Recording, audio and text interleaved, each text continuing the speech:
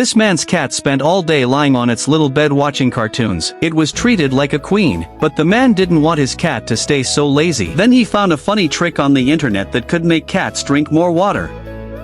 He placed a fish tank under the water bowl, making it look like fish were swimming in the water. The cat quickly came over and kept drinking because it thought it would catch a fish once the water was gone. But even after a long time, there was still no fish, so it called another cat to help.